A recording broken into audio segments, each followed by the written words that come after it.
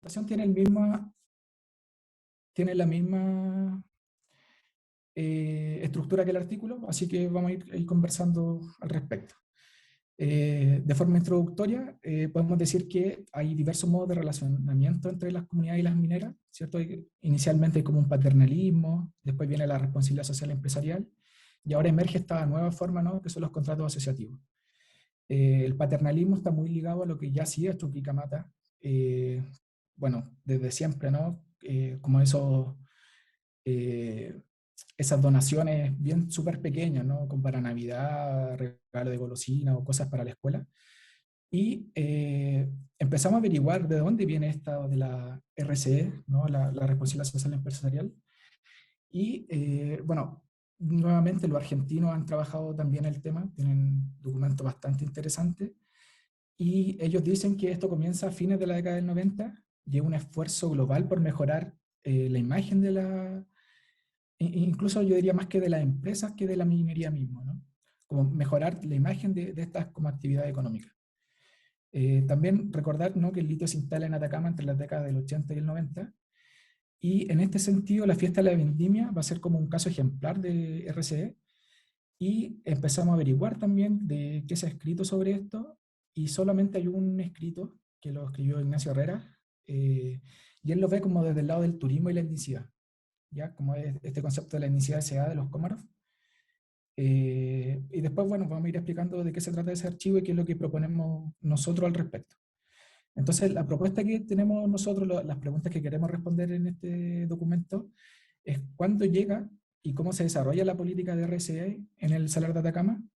Y lo segundo es cómo opera la RCE de SQM a través de la fiesta de la vendimia de Toconao, como un dispositivo, ¿no?, de gobernabilidad de la empresa frente a la explotación extractiva de un mineral en auge, que es el litio, que está pasando por su mejor periodo de la historia. En términos de metodología, básicamente cuatro. Bueno, al igual que yo, Teo también ha revisado prensa, así que eso nos permitió hacerle como un seguimiento de cuándo parte esto de la fiesta de la vendimia, o la elección de reinas, por ejemplo. Y otras cosas que también les vamos a ir mostrando, por ejemplo, cuando van presidentes a inaugurar SQM, etc. También realizamos etnografía. Teo participó en la edición 2019 de la fiesta, y comprendemos un periodo más o menos de septiembre del 2019 a junio del 2020, más o menos, que tuvimos los dos entre medio, y ahí también desarrollamos entrevistas a la gente al respecto. Y también revisión de fuentes secundarias, como informes de litio, informes de electromovilidad, etc. Todo esto lo vamos a analizar desde dos perspectivas, ¿no?, desde el extractivismo y la ritualidad, y podríamos anticipar, ¿no?, que la tesis que tenemos nosotros y que vamos a defender en esta presentación es que el extractivismo no solo se va a apropiar del espacio, como en términos de territorio, sino que también del tiempo, ¿ya? Y ahí entra este tema de la festividad. Y que finalmente esta práctica de RCE va a ser una práctica de gobernabilidad en un territorio local. Y ahí vamos a ir mostrando cómo funciona. Bueno, partimos primero por explicar cómo llega SQM a Atacama, ¿no? Sabemos que el litio se descubre el año 62, que el año 80 se forma la primera minera de litio, que es la Sociedad Chilena de Litio, que se establece en Peine, y llegado a ese punto, Corfo decide crear una segunda mina, y eso lo hace el año 83, y este proyecto se llama Proyecto de Sales Potésicas y Ácido Bórico en el Salar de Atacama. Con el solo título podemos ver que se trata más de potasio y de boro, no menciona el litio, ¿ya? Entonces, ¿qué hace Corfo? Llama a licitación internacional, y ahí se presentan dos propuestas. Una de Litco, que es la segunda minera de litio, que es norteamericana. La primera minera de litio norteamericana ya estaba en la Sociedad Chilena de Litio, que se llama Food Mineral, y la segunda de litio se llama Litco, y ellos se presentan para este proyecto. Los dos proyectos que se presentan para esta licitación, uno ve el título, ¿no?, Sales potásicas y ácido bórico, las dos propuestas piden además explotar litio, ¿ya? Y al final, Corfo opta por un consorcio que se forma entre Amax y Molimet. Amax también es una empresa norteamericana y Molimet es una empresa chilena. Entonces acepta este conglomerado, y el año 86 forma Minsal, que es la Sociedad Minera Salar de Atacama, que tiene esa distribución Corfo tiene un 25% de participación. Bueno, empiezan a hacer los estudios en el salar de cuánto costaría entrar a producir esta mina, y los costos van aumentando en el tiempo, y llega más o menos como a $300 millones el año 93, y Amax decide renunciar. ¿Ya? Entonces, ¿qué tiene que hacer Corfo? Nuevamente llama a licitación, de nuevo se presenta el ITCO, pero esta vez se presenta SQM. ¿Ya? Y ¿qué hace Corfo? Le da el proyecto a SQM. Uno podría decir que no sabían con quién se estaba metiendo, pero yo creo que sí sabían con quién se estaba metiendo, y finalmente SQM empieza a comprar las partes de Corfo y de Molymet, y entre el año 93 y el año 95 se privatiza, y de hecho SQM, cuando ya compra la última parte de Corfo, la compra por $7 millones, que es súper poco. Hoy en día, por ejemplo, en venta, SQM tiene $2.000 millones. Entonces Corfo lo vendió por 7 millones. Entonces uno podría ver más o menos que lo vendieron realmente muy barato. Comienza la construcción de la mina, y el año 95 SQM ya comienza con la producción de cloruro de potasio, y el año 96 comienza con la producción de litio. Esto en la historia del mineral es súper relevante, porque el mundo siempre estuvo dividido entre estas dos como empresas norteamericanas, que fue FUT y Litco. Entonces SQM emerge como la tercera empresa como productora de litio a nivel mundial. ¿Ya? Entonces en ese sentido es súper relevante, porque además en el Salar de Atacama, que en esos tiempos ya decían que estaba el 40% de las reservas de litio del mundo. Entonces aparece este tercer actor, y SQM en algún punto en la mitad de la década del 2000 produce el 40% del litio del mundo, solo SQM. ¿Ya? Entonces como que entra fuerte al mercado. El año 98 se termina de construir la mina con las plantas de sulfato de sodio y ácido bórico. ¿Ya? Que todo esto, ahí se termina de construir esta mina, que es el proyecto del año 83. Si uno analiza los archivos de prensa, uno ve que se resalta con esta labor de Corfo como esta institución estatal que industrializó el salar, pero a largo plazo vemos que lo que hizo Corfo fue participar de proyectos para después privatizarlos. Hizo lo mismo con la SCL y hace lo mismo ahora con SQM. Y ya, incluso si uno ve la prensa desde mucho antes, ya se habla del futuro de este mineral en cuanto a la electromovilidad, ¿no? Que es como la industria PIC ahora, y la fusión nuclear, que es otra aplicación del litio que va más a futuro que la electromovilidad. Y miren, quería mostrarles esta imagen que la encontré yo en prensa. Miren, si ustedes se fijan, la noticia nombra a 3 personas. Muestra a Sol Mignac, perdón, nombra abajo, ¿no? A Sol Mignac, que es el que está acá a la izquierda. Está Frey y está el ministro de Minería, que se llama Sergio Jiménez. Y hay alguien, ahí hay 4 personas, y yo no sé por qué no nombra al cuarto. No sé si ustedes lo logran reconocer. José Leruna. Claro. Y mira, además la mirada que tiene es como... No sé por qué no lo nombran. Bueno, pero ahí está, que el yerno de Pinochet, ¿no? Y bueno, en esta noticia se muestra, ¿no? Como que bueno que Corfo, gracias a Corfo se industrializó el salar, etcétera, pero al final se le está entregando ahí a Ponce Lerú. Y además, uno viendo los informes de responsabilidad social empresarial de SQM, y en el directorio hay pinochetistas, pero acérrimos. Por ejemplo, Hernán Vigi todavía es parte del directorio de SQM. ¿Ya? Entonces hay vínculos directos con la dictadura. En términos de cómo SQM se mueve en el mercado actual del litio, bueno, avanzó esta tecnología de batería. Recordemos que la primera batería de litio es del año 91, que la comercializa Sony. Se comienza a desarrollar esta tecnología, y desde el 2010 se extrapola a la electromovilidad, a los autos eléctricos, y desde ahí el mineral está en su auge más importante. Miren, y para que nos hagamos una idea de qué representa SQM. Bueno, por ejemplo, el año 2017 se produjeron 234.000 toneladas de litio en el mundo, y de esas 80.417, más o menos el 34,3% solo en el Salar de Atacama.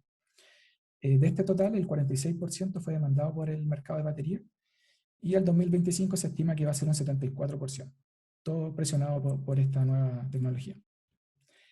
Bueno, y este auge ha provocado que en el mundo se abran nuevos yacimientos y que los que ya existen se amplíen, ¿ya? Adicionalmente, ha aumentado el precio de la tonelada. Por ejemplo, el 2015 valía 5.851 y ahora el 2018 14.462. Pues vemos que en pocos años como que aumentó mucho. En este contexto, SQM por sí sola tiene el 19% de la capacidad productiva de compuestos de litio del mundo. ¿Ya? Solo SQM. Bueno, después vamos a ver, porque hicimos un gráfico también, de que SQM no solo ha aumentado su producción durante esta década, sino que también extendió sus permisos de explotación en el año 2018 y está autorizada hasta el 2030. Y esto, obviamente, como todos sabemos, en Chile no está exento de polémica, porque fue en contra de lo que decían las comunidades y hubo unas huelgas de hambre ahí entre medio.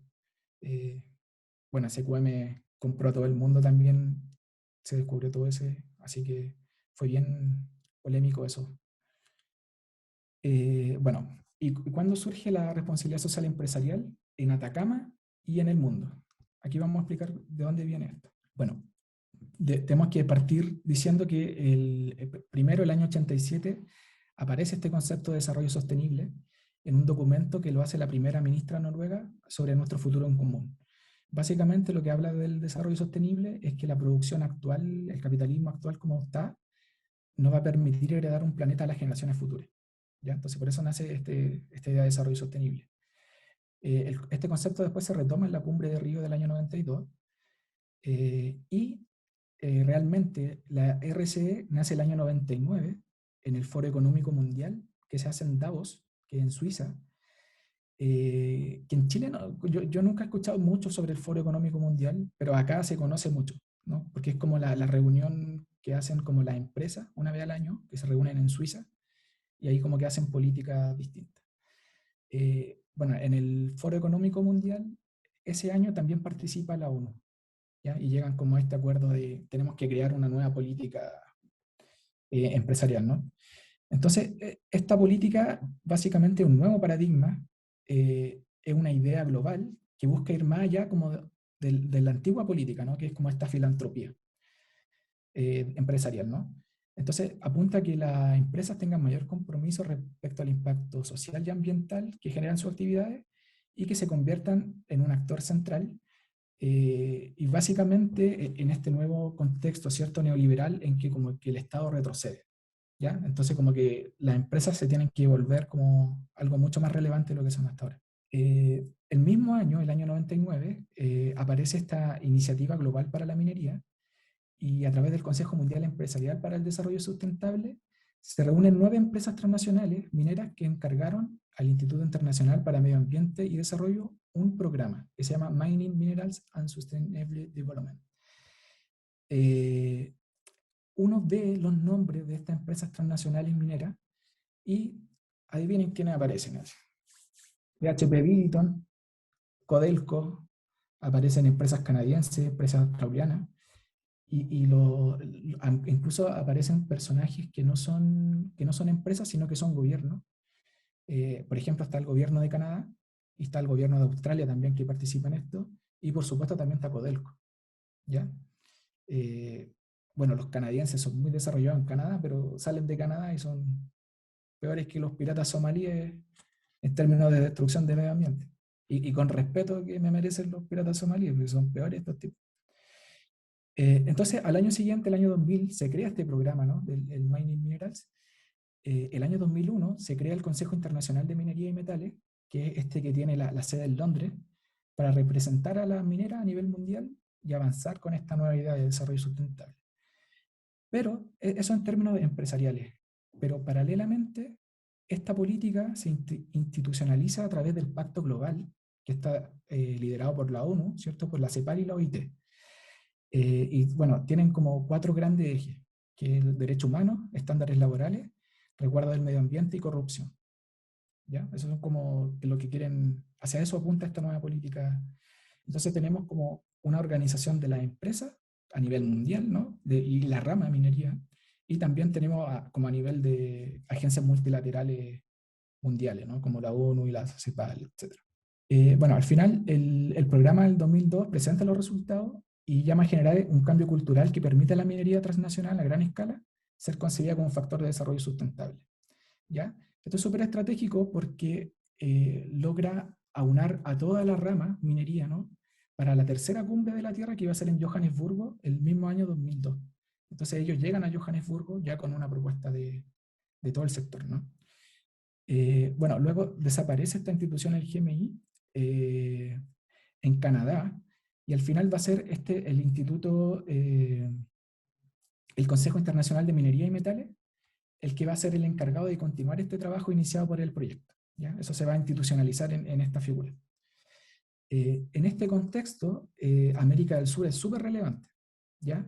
De hecho, se hacen informes regionales en África, en Asia y en América del Norte. Y América del Sur es el cuarto polo. ¿Ya? Se hacen informes regionales al respecto de cómo poder seguir con la actividad.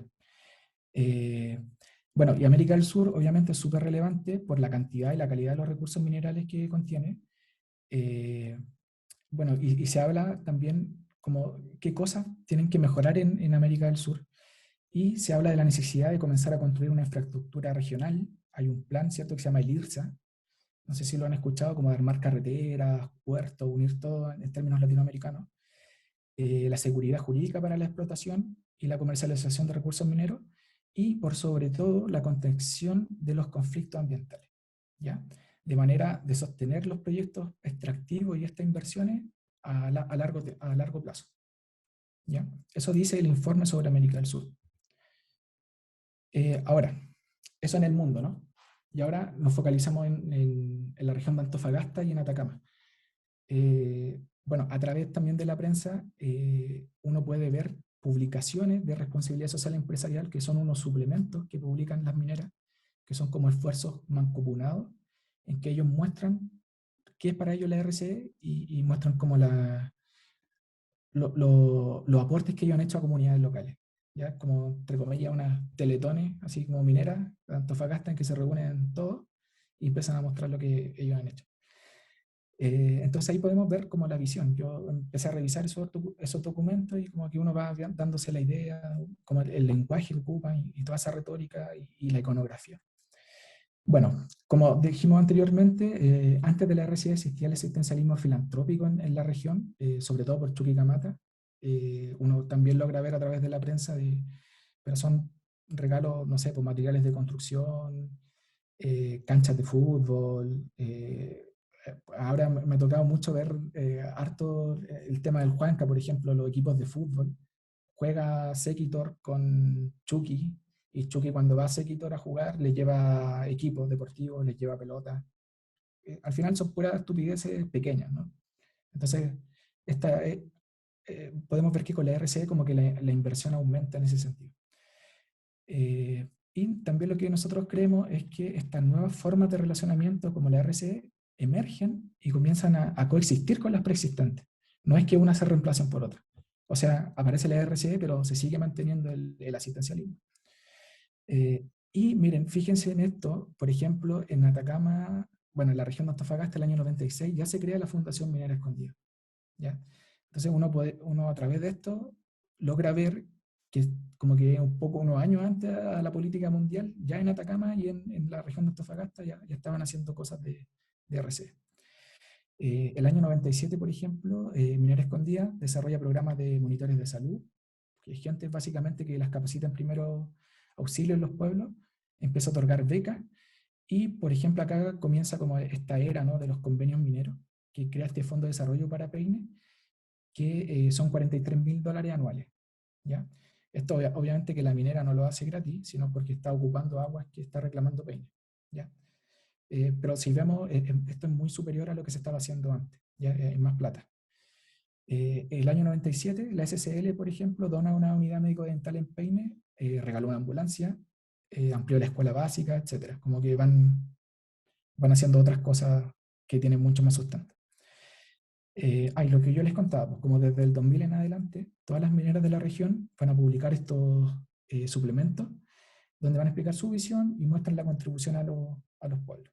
Bueno, lo que uno puede ver en estos documentos es que la RCE busca como distanciarse de esta mirada del asistencialismo filantrópico y busca esta mirada, ¿no?, de largo plazo y de compromiso con el entorno social y ambiental de la minería, y es como lo que también se conoce, ¿no?, que aparece harto de esta política del buen vecino. ¿Ya? La minería aquí como que reconoce que ellos dependen del entorno en el cual se desarrollan y que hay como que mantener las cosas tranquilitas porque es muy malo para la minería que haya protesta. Y, por ejemplo, si uno revisa los informes mineros, ellos muestran como todas sus certificaciones ISO, ¿no? Y hay como una obsesión con la ISO. Entonces, es una forma en que ellos tienen para mostrarle a sus clientes que son responsables. Es como una relación entre ellos y sus compradores. Pero con el Estado y la sociedad civil se relacionan de otra forma. Por ejemplo, financiando programas, proyectos de infraestructura a instituciones estatales. Son súper frecuentes con estas dos instituciones son como las regalonas, por decirlo, de la minería, que es la CONAF y la CONADI, cuando uno podría pensar a priori que no deberían ser las regalonas, porque son precisamente las que tienen que ir frenando un poco la minería. También hacen aporte a fundaciones privadas de caridad, de educación, de salud, de cultura, y también forman fundaciones propias. Eh, Hay proyectos concursables también a juntas de vecinos y comunidades indígenas, becas. Se crean también departamentos de ambiente y relaciones comunitarias en sus estructuras organizacionales. ¿Ya? Eso logra que internamente las empresas se empiezan a transformar y creen estos departamentos. Y también las mineras y otras empresas que no necesariamente son de la minería comienzan a formar corporaciones privadas, incluso algunas ya existían antes, para implementar la RCE en el territorio específico. Y por ejemplo, hay dos que son súper destacables, que una es Proloa y la otra es la Asociación de Industriales de Antofagasta. Bueno, en el fondo lo que quieren decir, y si uno se retrotrae atrás, ¿no? La minería arrastra una mala imagen, ¿ya? En cuanto a explotación de medio ambiente y de personas. Y esto se da en África, se da en Asia, se da en América del Sur. Y esto necesariamente tiene que ser revertido. Y lo que ellos explican es que ser socialmente responsable no solo hace más sostenible las explotaciones, sino que también las vuelve más rentables.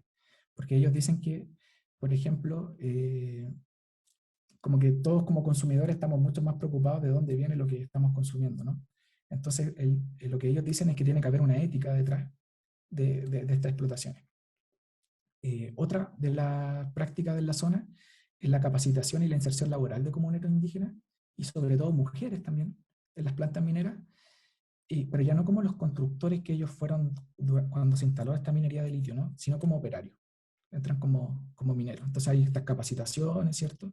Y si eres indígena y mujer, aún mejor, porque como que le sube toda la imagen hacia afuera, ¿no? Y uno de los productos más insignes de esta política es la entrega anual de estos reportes de sustentabilidad, y SQM lo hace desde el 2010. Bueno, estos reportes a mí, eh, yo creo que a nosotros los antropólogos nos gustan porque finalmente las mineras, como nos dan entrevistas, uno logra obtener como la visión de ellos acá. Y SQM lo hace desde el 2010. Y ahora pasamos a la fiesta de la vendimia. Sí, bueno, y entonces como digamos, el encadenamiento se hace porque la producción del vino Ayu en la comunidad de Toconao y la fiesta de la vendimia es una de las políticas actuales de RC de SQM, justamente. Entonces, como la relación entre SQM y Toconao empiezan, ya pues siguiente, con con el primer campamento minero, digamos, que se construye en Toconao, lo que obligó a la empresa tempranamente a establecer una relación, digamos, con la comunidad a través de diversas actividades, formaciones, eventos deportivos y proyectos de desarrollo económico, justamente. Y ahí se inserta la producción del vino Ayu. Entonces, la idea de esta producción nace en 2008, cuando emerge el programa Atacama Tierra Fértil de SQM, que forma parte de su rama así como de desarrollo rural sustentable. Entonces está asesorado por agrónomos, viticultores, enólogos, diseñadores, o sea, hay toda una industria, digamos, detrás de eso que se pone en marcha. Y además cuenta con el apoyo de varias instituciones estatales. Tenemos la Municipalidad de San Pedro, tenemos INDAP, bueno, principalmente los dos, y el CEREMI de Agricultura también. Entonces se instala la idea de una producción, digamos, de un vino tecnificado, y eso comienza a operar en 2011. Y ahí se hace un proceso de capacitación a un grupo de agricultores del pueblo Entonces es interesante porque Toconao ha sido históricamente el centro frutícola de la Puna Atacameña. Entonces ahí hay todo un contexto socioproductivo andino basado en el intercambio de distintos productos y eso, digamos que por un lado está como trama de fondo, digamos, en esa producción del vino ayu. Y desde antaño se ha producido en el pueblo vino criollo, vino dulce, y el cual usaba cultivos relativamente reducidos, policultivos la mayoría del tiempo, que estaban regados por el sistema tradicional de canales. Y las paras estaban además molidas a la mano, con un zarzo apoyado en una vasija de greda. Y a la inversa, digamos, el vino ayu llega como un producto mucho más tecnificado. Es decir, que está producido por monocultivo, con un sistema de irrigación moderno. Se ve un poco más en la diapo presente, pero un sistema de riego moderno por goteo, digamos. Y también, bueno, hay energía fotovoltaica, o sea, hay toda un aporte, digamos, tecnológico que hace SQM a la producción del vino. Y si bien la tecnificación es real, todavía no se hace en todos los predios. Hay algunos cultivos que todavía se deben regar, digamos, de manera tradicional. El goteo no está instalado por todo lado. Y después la vinificación también cambia porque se hace en un local dedicado, el local de Atacama Tierra Fértil, y con una prensa mecánica y barriles metálicos para la vinificación. Y eso desemboca en un vino más ácido, que puede envejecer y que por ende puede ser exportado, porque no es el caso del vino criollo. Y la producción que vamos a expresar en botellas se sitúa alrededor de 5.300 botellas para 2019, para dar una idea, digamos, con un salto notable de la producción en 2014-2015. Es justamente la fecha de inicio más o menos de la fiesta de la vendimia. Entonces la producción se organiza a través de una cooperativa de viñateros, cooperativa de viñateros de Altural y Canantay, que agrupa alrededor de 20 socios en la comuna, la gran mayoría en Toconao, pero también hay gente de Camar, de Zapar y de Socaireg. Y entonces se inició con 11 miembros, pero rápidamente sube a 20. Al inicio cada propietario poseía, digamos, su producción, pero ahora pasaron a una etiqueta común y se entrega solamente la uva y después digamos, es la cooperativa que toma el resto del proceso productivo y también la venta, la exportación. Y entonces dentro de esa producción, la fiesta de la vendimia emerge como un elemento para apoyar la comercialización del vino, algo que se hace también a lo largo del país. Y surge en 2013 y sin embargo pudimos pesquisar en los archivos, en la diapo siguiente, que al final también hay antecedentes, digamos, de esa idea de hacer una fiesta de vendimia, o sea, que no llega de la nada, por así decirlo. Y hasta se ve en el archivo de derecha que también se hacía fiestas de reinas mucho antes, en los años 60. Donde también se puede percibir ahí como ese modo, ese asistencialismo que describía también Rodrigo antes, con la Cruz Roja y el Consejo Parroquial que recauda fondos. Entonces, todo esto para decir que la política de RC, de SQM, también se basa en hechos anteriores al final, es decir, la tradición toconal previa de vino y la fiesta de la vendimia asociada. Entonces, eso es una actividad que se basa en los recovecos de la memoria local y donde se activa la memoria de las antiguas celebraciones vinculadas al trabajo del vino criollo. Después, allá. Entonces, en los inicios de la fiesta solamente había una feria, digamos, una feria costumbrista, y no contemplaba elecciones de reinas. Estas se implementan solamente a partir de 2015, y vemos que hay un auge bastante considerable del tamaño de la fiesta. Por ejemplo, en 2018, antes había un público, digamos, de 1.000, 2.000 asistentes máximo, pero en 2018 se contabiliza un público de 10.000 personas Y durante esta edición hay un presentador un poco famoso, un actor famoso, perdón, que hace la animación, y también hay varias autoridades que están presentes durante el evento. Pero a partir de 2019, SQM deja de organizar directamente el evento, solamente financia, digamos, y la cooperativa se encarga del evento, de la organización propiamente tal. Y paralelo, digamos, ese aumento del tamaño de la fiesta, también se ve un aumento de su cobertura mediática, que es bastante interesante y que pudimos pesquisar en los archivos que consultamos de diarios, y donde al final, después de algunos años, hay de manera muy recurrente portadas dedicadas a la fiesta de la vendimia, y con entrevistas a los viñateros, con entrevistas a las autoridades presentes. O sea, hay toda una máquina, digamos, para legitimizar también esa tradición que se pone en marcha. Y ahí se va a enfatizar sobre el carácter único del vino, su terruño, es decir, resaltar un poco la competitividad de la producción también que se da. Entonces ahí llegamos a una descripción etnográfica de la fiesta, de su contenido, que se desarrolló el sábado 15 y el domingo 16 de febrero.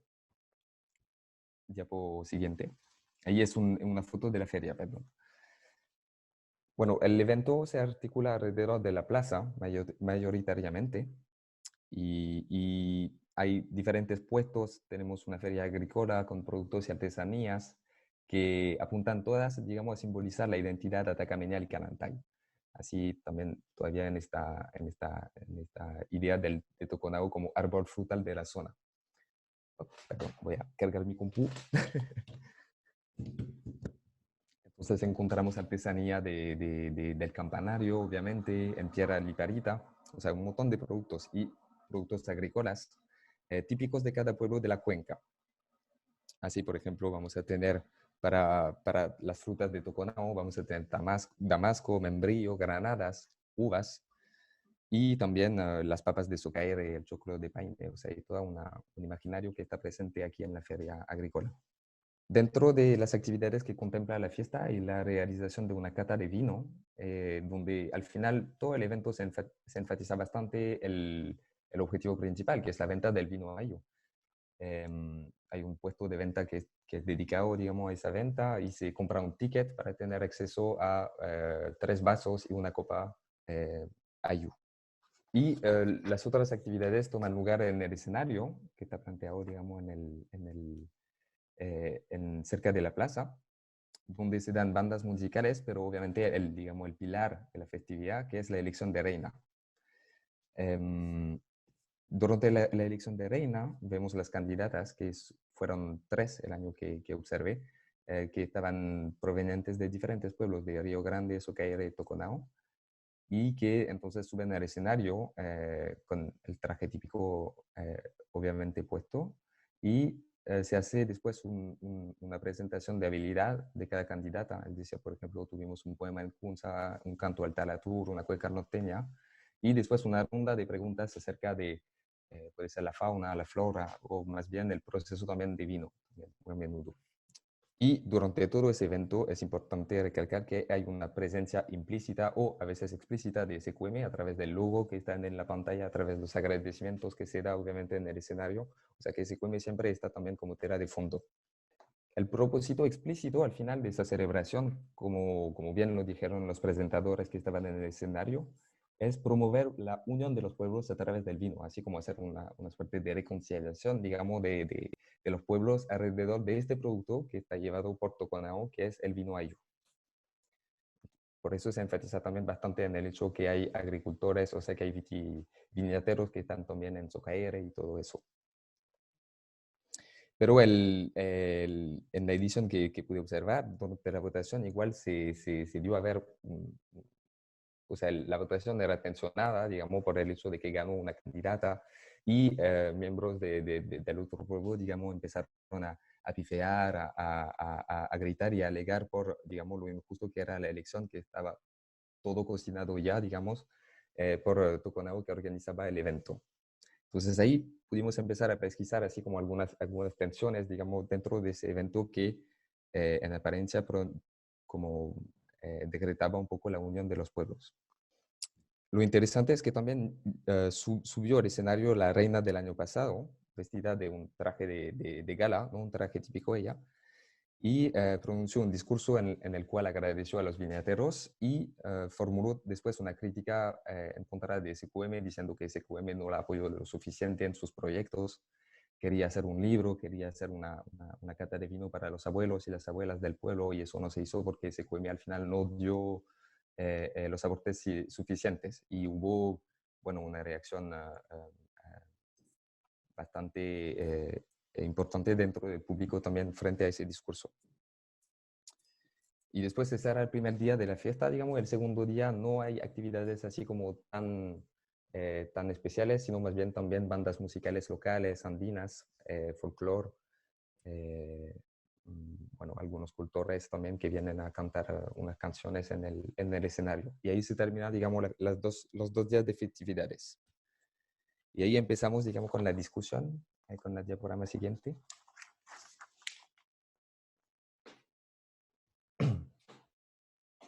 Bueno, la fiesta de vendimia, como lo vimos, toma la forma de una celebración, digamos, donde se resalta los colores, las cepas del vino, los gustos, digamos, de la zona. Pero se articula, antes que nada, alrededor del vino Ayu. Y ahí se da un juego interesante, una oposición simbólica y discursiva entre el vino criollo dulce y el vino Ayu, vino seco, que pudimos observar en las entrevistas y el material, digamos, etnográfico. Entonces, el producto del vino Ayu está concebido como un vino de mesa que se enfoca más bien hacia un mercado exterior. Y lo interesante es que, además de las características técnicas diferentes de las cuales ya hablé, hay una distinción que se hace en otros criterios, digamos. Por ejemplo, se va a asociar el vino Ayu como a un vino de turistas para gringos, mientras que el vino criollo o dulce va a ser caracterizado como oriundo y auténtico del pueblo y de la gente del pueblo. Y por su parte, los viñateros van a, digamos, entrar en consonancia un poco con estas tradiciones toconares, pero apuntando al hecho de que es necesario modernizar ese producto para poder sustentarse y sustentar esa actividad económica. Entonces ahí puse una cita que justamente refleja bastante bien esa tensión que se da, digamos, entre el vino criollo y el vino Ayu. Y de la misma manera que se va, digamos, a contraponer el vino criollo y el vino Ayu, se va también a contraponer las festividades, es decir, el carnaval y la fiesta de la vendimia. Bueno, es interesante preguntarse por qué se asocian, digamos, en los discursos el carnaval y la fiesta de la vendimia. Yo creo que hay varios factores ahí. Bueno, ambos son rituales festivos que abren ciclos agrícolas. Tienen más o menos las mismas fechas también. O sea, la fiesta de la vendimia está un poco después del carnaval, pero no tanto, una semana. Los dos tienen reinas también, la reina del carnaval y la reina de la vendimia. Y los dos se articulan al final como un evento festivo que da un lugar importante al consumo de alcohol y al beber en general. Y lo interesante es que la gente va a asociar fácilmente la tradición real, digamos, con el vino criollo y el carnaval, y por ejemplo van a oponer una tradición más bien instrumental con el vino Ayu y la fiesta de la vendimia, a la que a veces no asistieran, o cuando van a asistir van a beber cerveza y vino criollo. Entonces igual ahí hay y el carnaval es visto al contrario como una festividad presente desde siempre, transmitida por los abuelos y que se opone, digamos, a la joven fiesta de la vendimia. Y entonces estos discursos se convierten en una forma de posicionarse en asuntos más directamente políticos, como las negociaciones entre las empresas mineras y las comunidades y el reparto al final de las indemnizaciones de SQM. Entonces, sí hay un cuestionamiento que se da de la representación operada por la fiesta de la vendimia y diferentes posicionamientos políticos que emergen a la luz de eso, digamos, en torno a la fiesta y a la actividad viñatera. Por un lado, digamos, se va a poner énfasis en la recuperación de actividades agrícolas por el lado de los viñateros y en la calidad de la ayuda de SQM.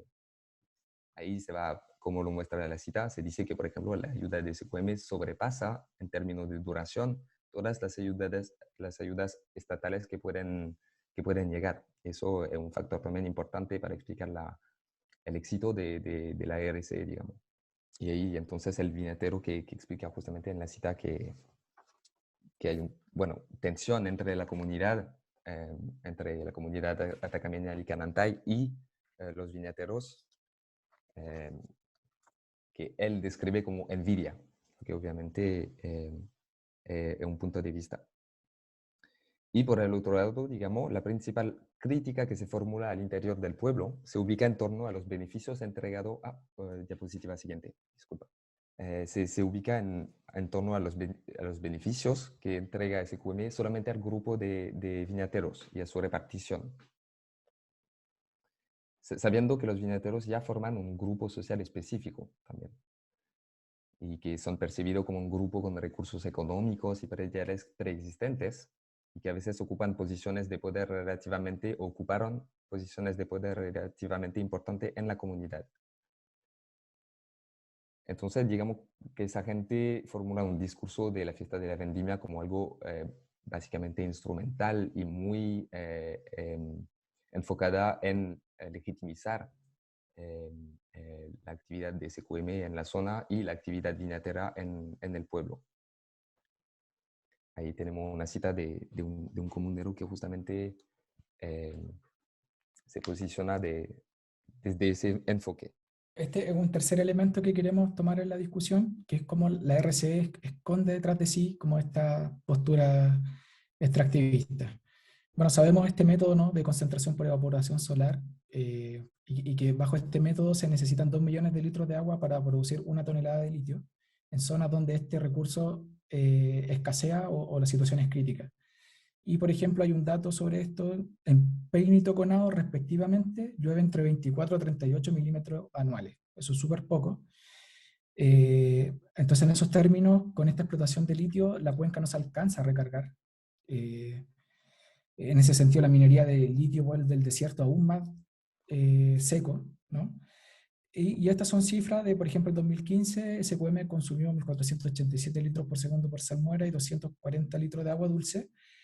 Pero también hay que sumar la otra minera de litio y la de cobre, que también consume agua sobre esa cuenca, y llegamos a estas cifras, ¿no? 1.621 litros por segundo de salmuera y 1.851 de agua dulce. Y este es el dato más crítico, que si lo medimos en segundos, un año tiene 31 millones de segundos, ¿ya? Entonces realmente es mucha agua la que están consumiendo. Pero ¿por qué ocupan este método? ¿No? Es porque es entre 2 a 3 veces más barato que el otro, que es de mineral de roca, que se ocupa en Australia, por ejemplo.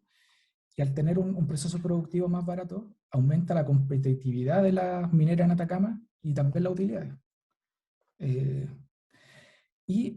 Aquí tenemos como un dato, ¿no?, de cómo la electromovilidad ha expandido la producción de litio.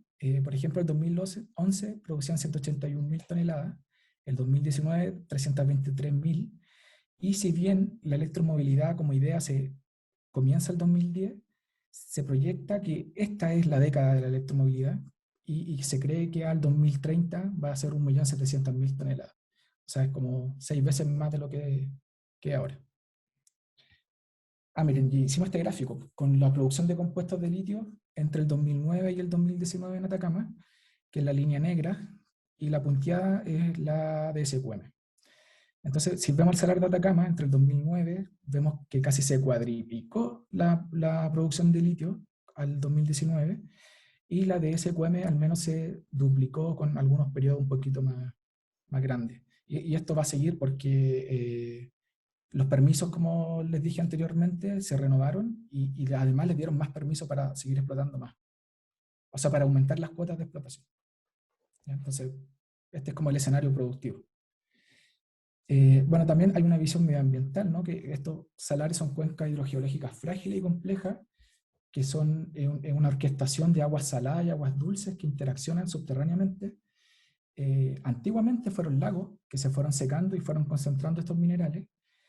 Posteriormente han sido humedales en el desierto, lo cual le da mucho más valor, porque concentran flora, fauna y población humana a su alrededor. Y en general en el mundo los humedales contienen el 80% de la biodiversidad del planeta. Entonces también es relevante en ese sentido.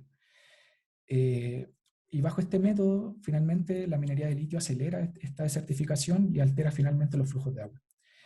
Y por lo demás, se estima que el 80% del agua de los salares son aguas fósiles. ¿Qué quiere decir esto? Que son aguas que responden a otras edades geológicas de la Tierra y por tanto la recuperación es súper, casi nula, uno podría decir, ¿no? Bueno, finalmente, o sea, ir direccionando, ¿no? La producción de litio es una actividad extractiva, tenemos una sobreexplotación de recursos naturales con bajo nivel de procesamiento, ¿ya? Son materias primas. El mercado global determina la demanda y el precio de esta producción. No hay desarrollo de la cadena productiva, por ejemplo, baterías, automóviles u otros sistemas de almacenamiento energético. Aquí se produce, SQM produce hidróxido de litio y carbonato y nada más. Son finalmente estos territorios locales los que deben enfrentar estas desigualdades socioambientales, son zonas de sacrificio, como podemos verlos como territorios subordinados, en pos de otras sociedades y economías que van a procesar y consumir estas materias primas, ¿cierto? Ahí se va a consumir el producto final. Y en este sentido, la RCE va a ser una estrategia de gobernanza e incluso de dominación de las poblaciones locales en pos de estos mercados globales.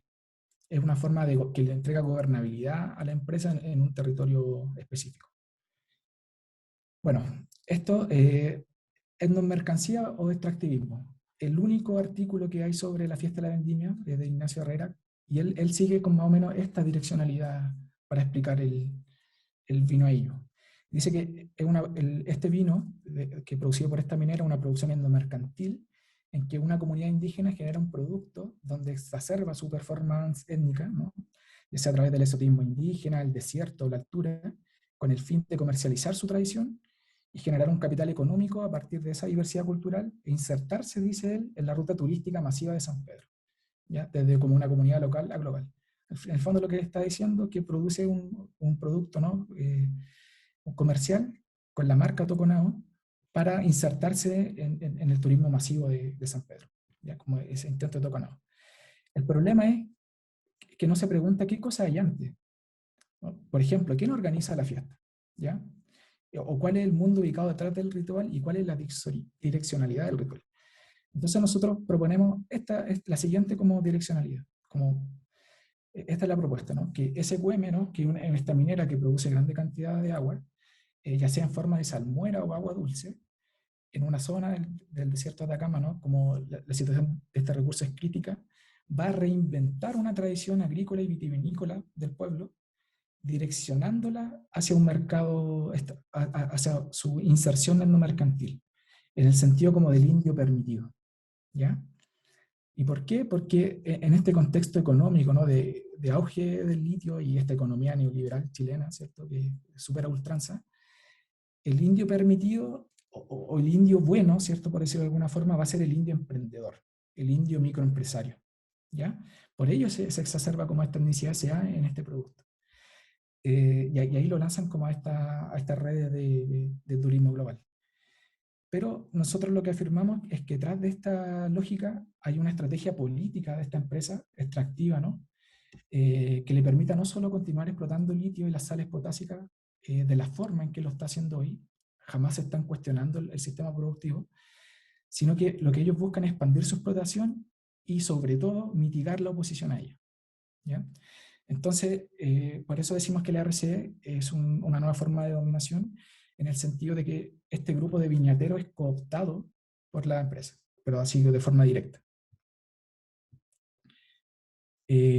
Bueno, esto lo voy a ver solo rápido, le queríamos mostrar un video, pero quizás ya estamos medio atrasados, así que solo rápido, SQM tiene un canal, por ejemplo, de YouTube, y ellos van subiendo como cositas así como puros dulcecitos, por decirlo de alguna forma, de que todo está muy bien en la zona. Y también podemos ver, porque nosotros revisamos estos informes de sustentabilidad, y por ejemplo siempre hay contrastes, ¿no? Como estas viñas verdes con el desierto de fondo, se habla del vino de altura, esta bomba solar que hablaba Teo, que permite el riego por goteo, ¿no? Que es como la modernidad, se utiliza abono orgánico, por ejemplo, Los comuneros dicen que es un agua que contiene todos los minerales del desierto, pues son regadas con aguas cristalinas y puras, en una tierra fértil. Bueno, todos sabemos, nosotros los que hemos trabajado en San Pedro, que el agua es súper mala y que tiene harto arsénico, entonces de cristalino y puro tiene bien poco. Y en términos sociales, por ejemplo, se exacerba las imágenes de indígenas de la plaza de Toconao con el campanario. Se habla de la cultura milenaria Licanantay. Se ocupa precisamente el nombre Ayllu para hacer referencia, ¿cierto?, a esta unidad socioproductiva familiar andina, y también como que se produce en conjunto, ¿no?, en esta cooperativa. Por su parte, también hay relatos de los comuneros que dicen que sin el apoyo de la empresa el sueño este era imposible. Y todo está reforzado por el discurso técnico de agrónomos y enólogos, ¿ya? Sobre esta retórica y iconografía subyace una mayor, que es SQM, que la ocupan todo y permanentemente, uno si ve los videos. Por ejemplo, dice que casi toda la energía que ellos utilizan es de origen solar, ¿ya? Por lo cual el agua va a regresar de forma natural al ecosistema, ¿ya? Y ellos siempre se enfocan mucho en dejar una baja huella de carbono, ¿ya? Como piensan más en la huella de carbono que en la huella hídrica. Y cuando hablan de huella hídrica, niegan que la salmuera sea agua. Por ejemplo, ahí ellos dicen que ellos ocupan el 2,5% de los derechos totales de agua, pero hacen siempre, bueno, ellos no lo dicen, ¿no? Pero no toman la salmuera como agua, no la consideran como agua. Dicen también que ellos tienen 1500, autorizados 1500 litros por segundo de salmuera, y ellos son súper enfáticos, siempre dicen esto, así como, y esta salmuera es 7 a 8 veces más salada que el agua de mar, ¿ya? Por tanto, no se puede utilizar ni para consumo humano ni agrícola. Y también dicen que, por ejemplo, que está regulada por 15 autoridades gubernamentales, etc. Hablan de la producción de un litio verde, ¿ya? Como está muy de moda esto. Todo impacto ellos lo consideran como una oportunidad, ¿ya? Esto hace siempre las mineras. Toda cuestión negativa es una oportunidad para crecer de la empresa. También hay imágenes de industrialización del salar, donde contrastan ciertas operaciones con la cordillera, y siempre están los mineros, todos los mineros con casco blanco, ¿ya? Nosotros sabemos que en la minería, dependiendo del casco, ¿no?, depende de tu rango, pero son todos casco blanco, y todos súper tapados como para la radiación solar. Y hay un discurso general, por ejemplo, la empresa dice que ellos emplean 5.000 trabajadores en Chile y el mundo, 12.000 si añadimos a los contratistas, 16% de dotación femenina, tienen venta por casi 2.000 millones de dólares. Curiosamente en utilidades tienen 300 millones en utilidades. Yo considero que es poco para... tampoco les creo mucho que sean 300, a lo mejor ocultan cifras y todo. Ellos dicen que tienen 5 líneas de negocio: litio, nutrientes, cierto, yodo, químico industrial y potasio, y que venden sus productos a 110 países. ¿Ya? Entonces, en el fondo, lo que nosotros queremos mostrar es que cómo decisiones tomadas como en el monte de Davos, ¿no?, en Suiza, en este foro económico mundial, tienen repercusiones políticas, económicas, sociales y culturales a kilómetros de distancia, ¿ya? Y en este caso es Toconao, en el desierto de Atacama, pero estamos seguros que esta misma política tiene otro impacto en otros lados y en sus más diversas formas. También pudimos ver, revisando bibliografía, que Minera Lumbrera hace lo mismo en el noroeste argentino. También hacen viña, ¿ya? También es la misma como ondita. Buscando cuestiones de SQM, también vimos que ellos son miembros asociados del Foro Económico Mundial. Desde junio del 2020 forman parte de esta Global Battery Alliance, que son distintas industrias que buscan crear como baterías de ion litio sostenible al 2030. Hay industrias de batería, de energía, etc. Y siempre enfocado como en bajar las emisiones de carbono de acuerdo al Acuerdo de París, ¿no?, que fue suscrito en 2015, y también desde mayo del 2020 es parte del Pacto Global de la ONU. ¿Ya? Entonces esta empresa local está totalmente anclada a esta lógica global. Y lo que yo decía, pues, ¿no?, el indígena es bueno cuando es microempresario, pero es profundamente malo cuando protesta y corta ruta. ¿Ya? Que nosotros sabemos que hubo este estallido también local en Atacama en octubre del 2019, que cortaron ruta y todo. También haciendo terreno uno ve que hay gente que pacta con las mineras, eso es innegable, pero hay otros que lo rechazan, ¿ya? Entonces, en este sentido, el objetivo del RS es acallar a este segundo grupo que tiene como esta mirada más socioambiental. Y bueno, ahora te voy a dar una última aproximación. Solamente entonces para volver al hecho de por qué usar un ritual al final para implementar RC. Bueno, porque el ritual tiene ese afán estructurante, digamos, y creemos que es justamente ese aspecto del ritual que intenta usar la minería y así asentar un orden simbólico, digamos, específico. En la fiesta de la vendimia muestra así una doble lectura. eh, es cierto que es una instancia de revitalización cultural, digamos, donde se despliega todas prácticas tradicionales, como moler se vuelve a moler las uvas con la mano, se hace taratur, o sea, todo un abanico, digamos, de prácticas culturales que se repone en escena. Pero se trata al mismo tiempo, como lo hemos dicho, de una fiesta promovida por una empresa extractiva que tiene sus propios objetivos. Y vimos que, o sea, hablando de la acción de la minería en la esfera ritual de Toconao, vimos que hay también antecedentes, es decir, que por ejemplo hubo una manera más bien histórica de acomodación entre la minería y el calendario festivo de la comunidad y en peculiar con el carnaval, donde se hizo una conciliación de los tiempos y de los turnos con el objetivo de que los trabajadores implicados en el carnaval puedan participar. Pero digamos que eso es un primer modo donde al final la empresa solamente se acomoda, digamos, de lo que ya existe. Pero con la fiesta de vendimia es más o menos una segunda eh, acción de la minería en la esfera ritual, donde hay una promoción directa de celebración, como en el caso de la fiesta de vendimia, que están actuando como un invento de tradición, usando ese concepto de objet mirangeur. Es decir, que opera como un dispositivo permitiendo de legitimar las actividades viñateras y a través de eso la acción de SQM. Y por eso es interesante de ver la ambigüedad, digamos, de esa fiesta de vendimia que recurre a repertorios tradicionales preexistentes, híbridos también, por un lado, y a figuras festivas familiares, como la reina, que realmente permite al final introducir mucho más, con mucho más fuerza una festividad, porque todo el mundo conoce a la reina, siempre hubo reina, entonces es como una manera eh, de integrar la festividad en el calendario festivo del pueblo. Y ahí es un punto importante, creemos que el actual ritual de la empresa en la comunidad, con la promoción de la fiesta, va a expresar la permanencia de la identidad y de la cultura del Canantay, al final como eh, va a negar simbólicamente su impacto socioambiental, así como negando la alteración que produce en el territorio en el cual opera. Y eso creemos que ahí es como el por qué usar un ritual, digamos, en una RC. Y la eficiencia de esta estrategia se basa en la capacidad del ritual de tejer continuidad y de ordenar el tiempo vivido, haciendo continuidad con elementos discontinuos, digamos, con erupciones, como lo es el extractivismo. Y de una cierta manera, la participación de SQM a la fiesta le permite, con la recreación anual de la reina, también la recreación anual de la minería sustentable, con ese imaginario que dibujó Rodrigo un poco antes. El desierto fértil, las prácticas agrícolas que sobreviven, o sea, todo eso está como reactualizado cada año con la elección de reina. Y todo eso sin abordar el tema del agua, que al final, como lo vimos, es el tema de fondo.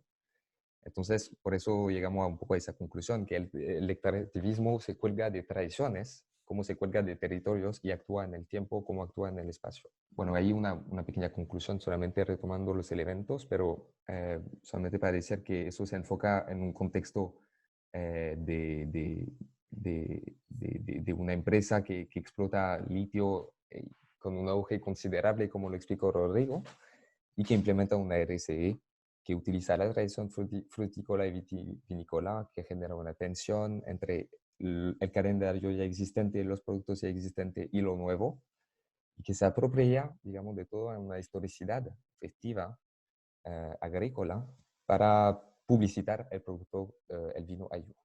Y todo eso obviamente genera tensión interna entre viñateros y los no viñateros, digamos, pertenecientes del pueblo.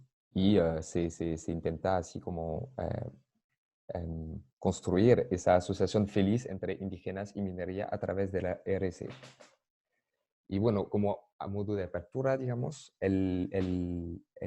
estas estrategias no son nuevas y responden a esquemas globales de gobernabilidad, pero podemos preguntarnos si la llegada de este tercer modo de vinculación después del asistencialismo y de la RC a través del porcentaje de la transferencia directa de un porcentaje de venta, no va a cuestionar, digamos, de manera un poco más profundo el proyecto Ayu y la fiesta de la vendimia. Eso sería. Muchas gracias por su atención.